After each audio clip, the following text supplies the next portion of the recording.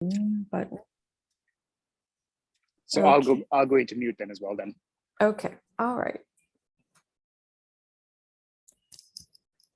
Okay. So everyone, thank you so much for joining this month's webinar, How to Be the CEO of Your Own Health. And I'm going to talk a little bit about some things you can do to take your health back and get clear on your personal health vision. So today I'm going to cover how to set goals like a CEO primarily, but in the context of your health, because I think we're often, those of us working and people that are watching this, I got a lot of responses on LinkedIn about this particular webinar, and everyone is thinking about managing a company or being the CEO or managing a project. But when it comes to our own personal health, we don't really think of it that way. And I'm going to tell you how. And I'm going to talk about the number one thing that you can do to improve your overall health and possibly live longer. And the biggest thing that holds you back from sticking to your health goals and achieving them. So who is this for? Men and women who want to achieve optimal health. Maybe you've tried several things and you're not getting results. Maybe you struggle to stick to a regular exercise or health program. Maybe you are struggling to find the time, and maybe that's why you can't stick to it. Or maybe you're just plain overwhelmed by all the information and everything and not really sure where to begin. And right now you're someone who knows they should do more to focus on their health. You're ready to take control of your health, and you've been Netflixing maybe through the pandemic a bit. Although I have a feeling that, again, because a lot of the response from this was on LinkedIn, a lot of us were not Netflixing during the pandemic. We were probably working online throughout the pandemic. And what I found is many people were working even more than usual, as if that was not possible. But we almost had no beginning and no end when we started working from home. And we continue to do that and keep that habit. And sometimes we might break and watch Netflix instead of go outside and maybe go for a walk or do some exercise or look into our health. And you probably have big goals for yourself, but you really want to see actual results. You're struggling to find the time, and you're not even really sure that you have the energy to commit to it at this point. So you want more motivation, more time for yourself. You want to feel better rested. You want to understand your health choices available to you and what that means. You want improved health results at your next checkup. And you want to feel energetic, alive, and relaxed. You want less feelings of exhaustion. Maybe the thought of exercise and taking care of yourself just feels overwhelming. And I'm going to talk a little bit about how that can not have to feel overwhelming. Maybe you're tired of unhealthy choices, because we have a lot of remorse sometimes after we make unhealthy choices. You're tired of watching everyone get healthy. You don't want to feel restricted when you eat either, and you want less overwhelm and stress in your life. So really the ultimate goal, and what everybody wants, is to feel great, have more energy and confidence with healthy habits that support you as you become the best version of yourself, and whatever that looks like for you.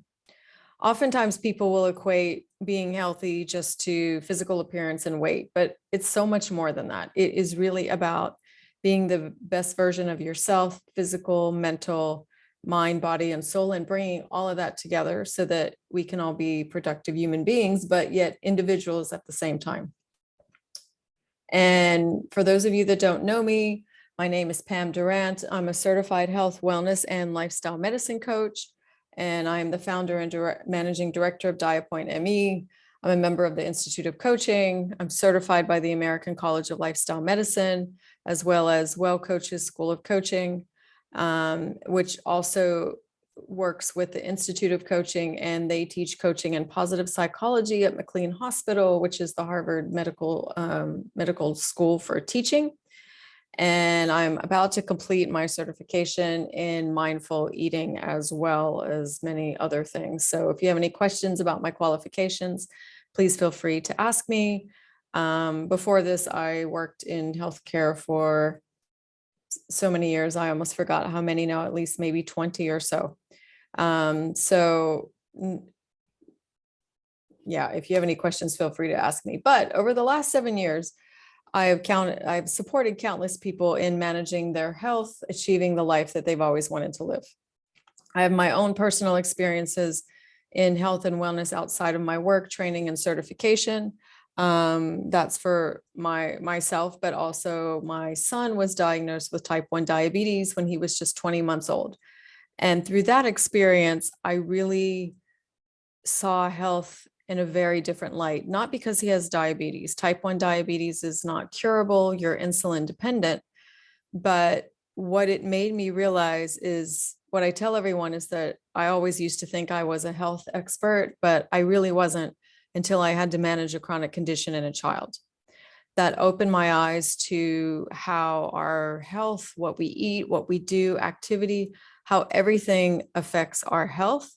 But it also opened my eyes to the healthcare sector and where people were looking and what they were looking for in experts and the advice that was given and how that was given.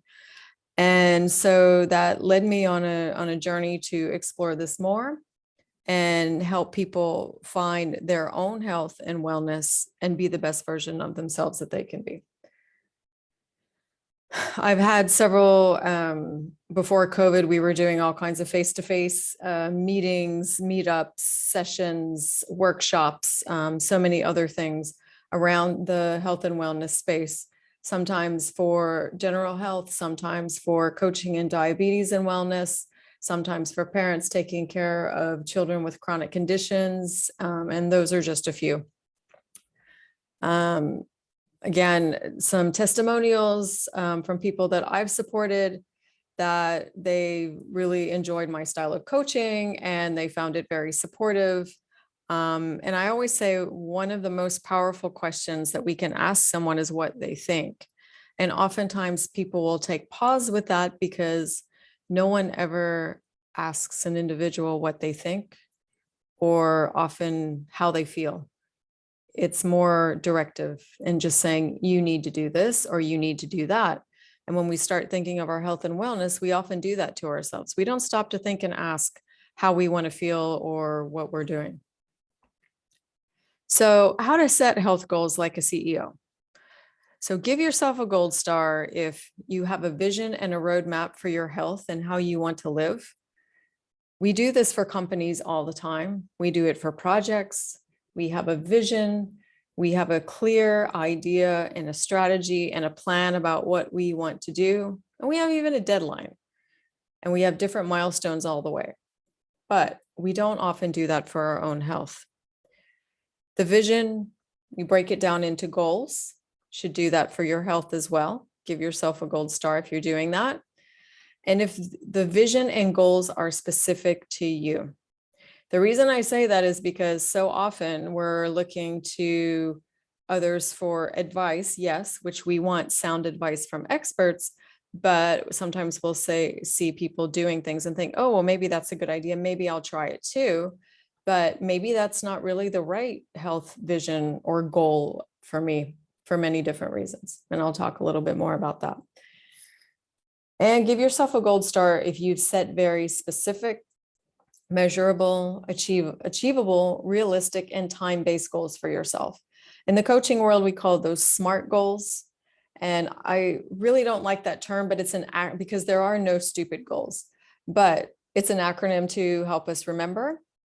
And by setting a SMART goal, you are more likely to achieve it. It's scientifically proven, especially when you get into things that are measurable and time-based. It's one thing to say that I'm going to go out and train for a marathon. Okay, so what?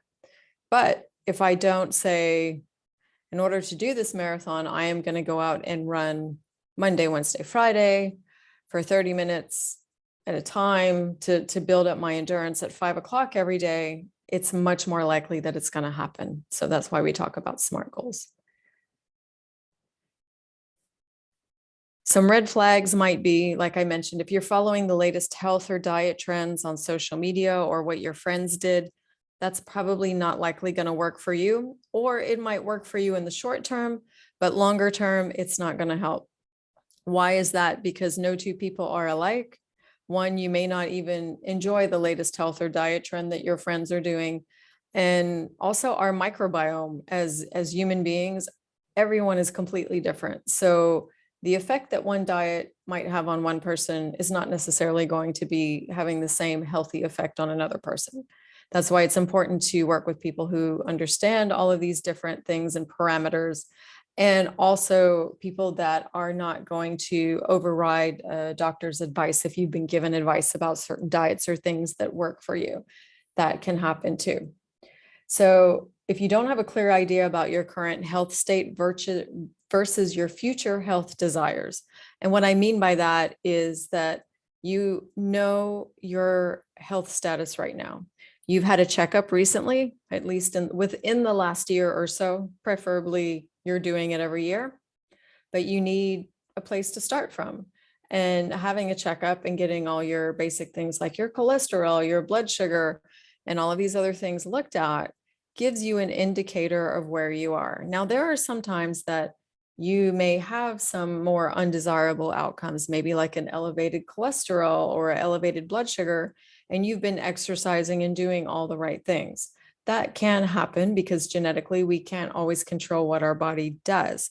However, it's still important to have that information because it gives us a place to start from, and it gives us something to compare it with, which then therefore makes it measurable, because then we can even take goals from that. If you don't feel like you're making any real progress toward getting healthier, that's also a red flag.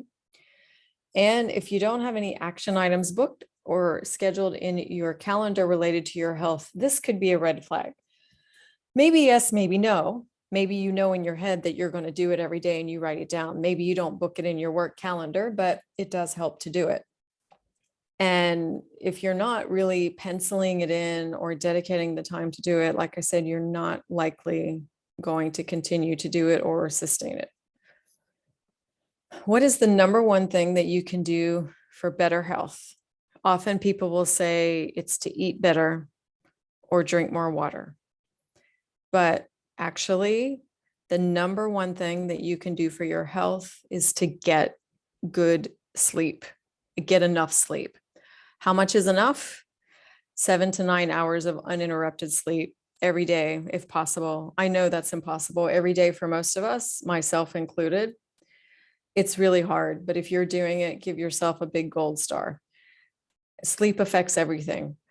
Avoid blue light before bedtime. And we've all heard this before, but this also affects our sleep. And especially there's been studies that I recently read about where light even shining into your eye is really telling your body to wake up.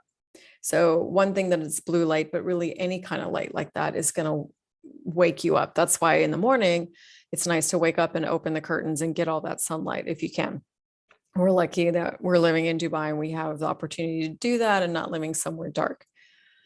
You should also have a relaxing environment that you enjoy sleeping in. This is really important as well, to make it special. If you're not comfortable, if you don't like your bed or you don't like your your pillows can be life-changing.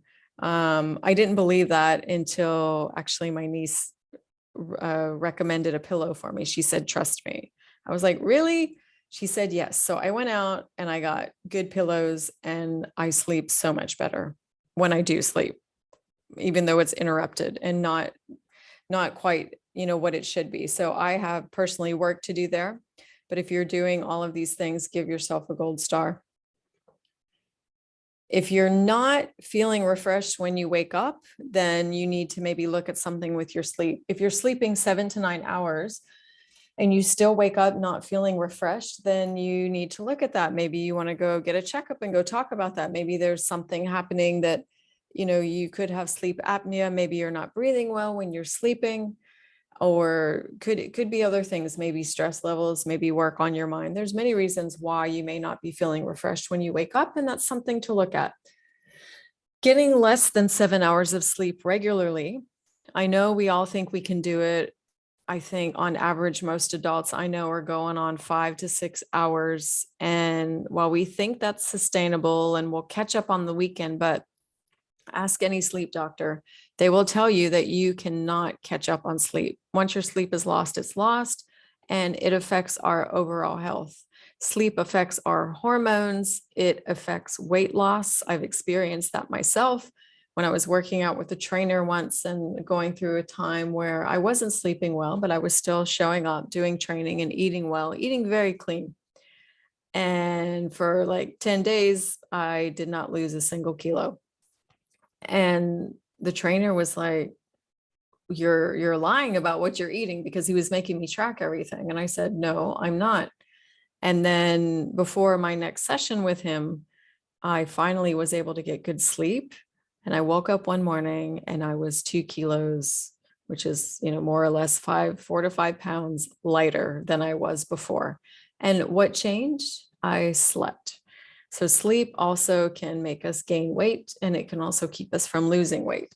It can affect our performance, and we know it affects our performance at work. It can cause us to have high blood sugar. Sometimes people that are showing signs of pre-diabetes, where they have slightly elevated blood sugar, the reason for that is not what they're eating. It's not because they're not exercising. It's because they're not sleeping. Mindlessly scrolling through social media and emails before sleeping, of course, this gives us more blue light.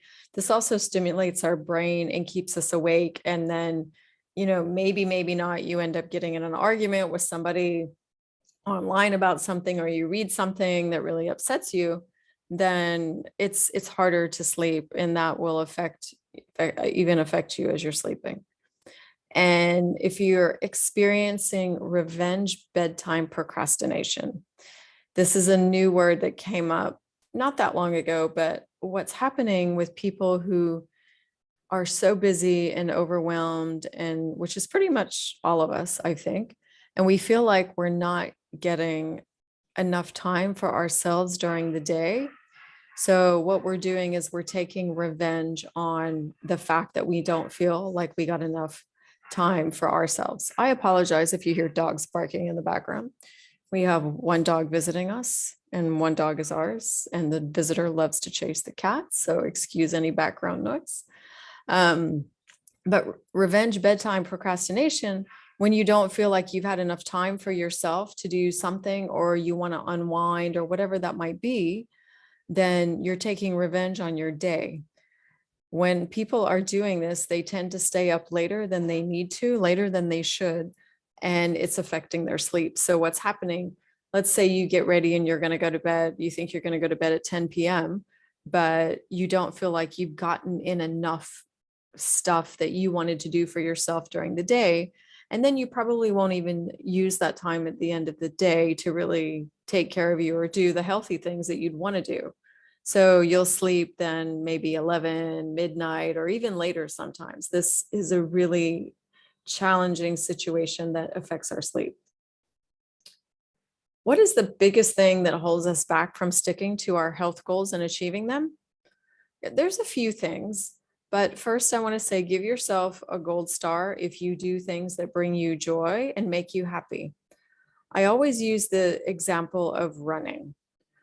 I like to run in general, more or less. So I'll use the example of a marathon because that's pretty easy.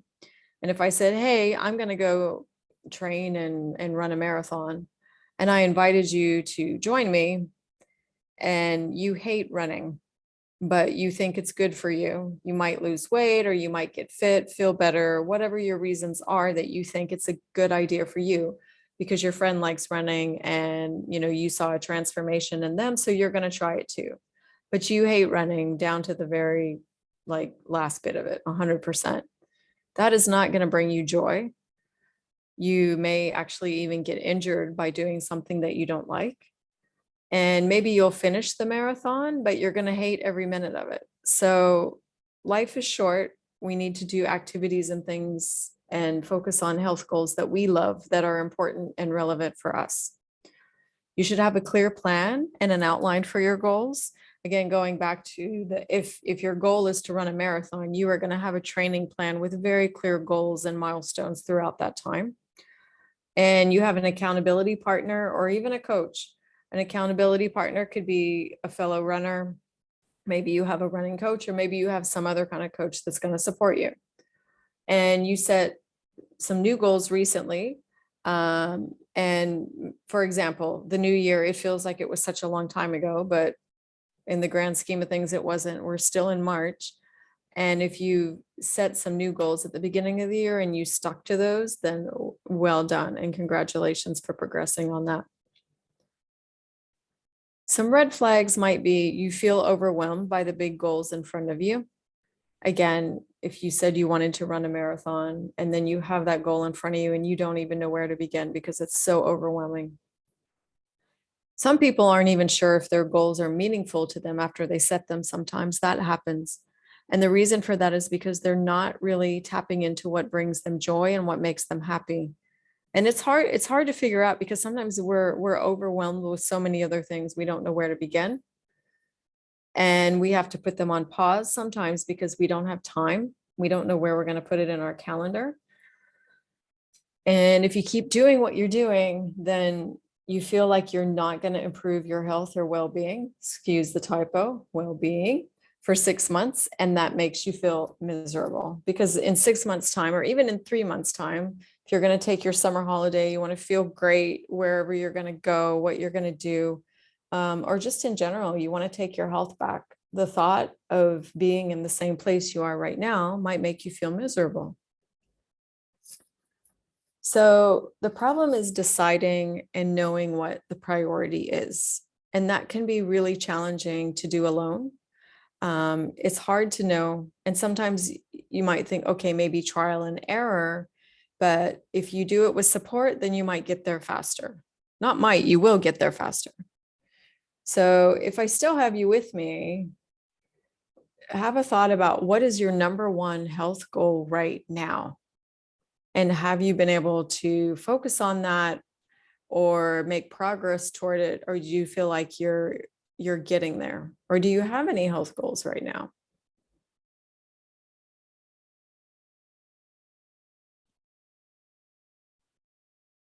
So in summary, I just want to say, while there's some health fundamentals to consider, you must have a tailored program to meet your needs and how you're going to achieve it and get the support to achieve it, especially if it's something that you've not done before. It's one thing if you want to run a marathon and maybe you've run 10 marathons. So you're already an expert marathon runner. So you know what you're doing, but you still might go out and find some support because it's fun to have support on the way as well. But if it's something that you've not done before or you want to try, or maybe you have some apprehension or fear about it, look for support. No two companies have the same strategy. If we're talking about being the CEO of our health, there are no two companies that are alike. Their mission and vision are very different, even though they might be making very similar products, for example, or offering very similar services. They could not be sometimes more extremely different. Get good sleep. It affects everything. It affects your mood, your concentration, your hormones, and even your ability to lose weight, which is something that a lot of people are often interested in. But the exponential returns of sleeping well are quite big, bigger than almost anything else you can do. And get support. Good CEOs and leaders, they don't do it alone. They often call in the experts when they need them. And if you'd like to create a health plan for yourself, I can help you get there. I'm an experienced certified health and wellness and lifestyle medicine coach. So if you have goals like weight loss, achieving a fitness goal, health and happiness, if you have diabetes or pre-diabetes and you want to decrease your A1C to meet your doctors or other medical recommendations, I can support you on that. I would never override what your doctors prescribed, but I do support people that are trying to reach certain medical milestones. If you want to make more time to feel and look great, or if you just want to be more energetic and live to your fullest potential, I can support you in that as well. There's two main reasons why we should talk about this. One, you get your time back from coming on the call. The health call is free. And you also learn how to take your health back and own it. And you can do it with ease. It doesn't always have to be so hard and not an uphill struggle. So if this sounds like something that you are interested in, please let me know, and I will be happy to talk to you about a free health plan call. Thank you so much for joining.